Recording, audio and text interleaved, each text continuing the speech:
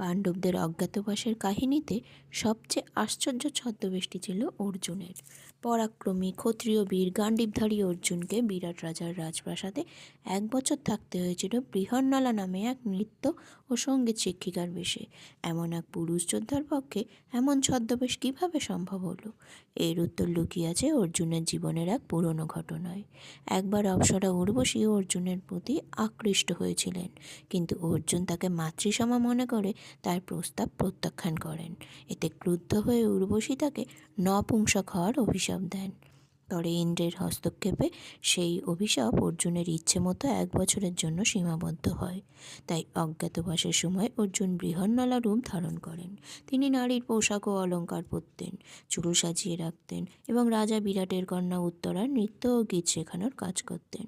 দীর্ঘদেহী শক্তিশালী এক পুরুষ হওয়া সত্ত্বেও উর্বশীর অভিশাপের প্রভাবে অর্জুন সেই সময় নিজেকে এমনভাবে উপস্থাপন করতে পেরেছিলেন। তার আচরণ, কণ্ঠস্বর, পোশাক সবই বৃহন্নলার পরিচয়ের সঙ্গে মানিয়ে গিয়েছিল। দ্রৌপদী সহ পাণ্ডবরা ছিল মোট 6 জন। তাদের পরিচয় গোপন রাখতে হলে প্রত্যেকের আলাদা কাজ ও পরিচয় দরকার ছিল।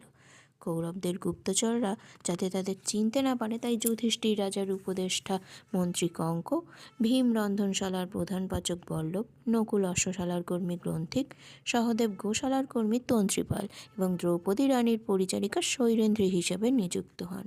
5 জন পুরুষ আর 1 জন নারী একসঙ্গে বিরাট রাজগৃহে নিযুক্ত হলে কৌরবদের সন্দেহ তৈরি হওয়ার সম্ভাবনা অনেক বেশি ছিল।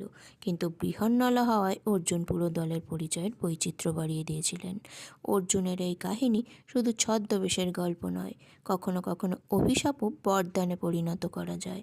যে অভিশাপ একদিন অর্জুনের কাছে অপমানের কারণ হয়েছিল, সময় এলে সেটিই তার পরিচয় লুকানোর সবচেয়ে বড় আশ্রয় হয়ে দাঁড়ালো।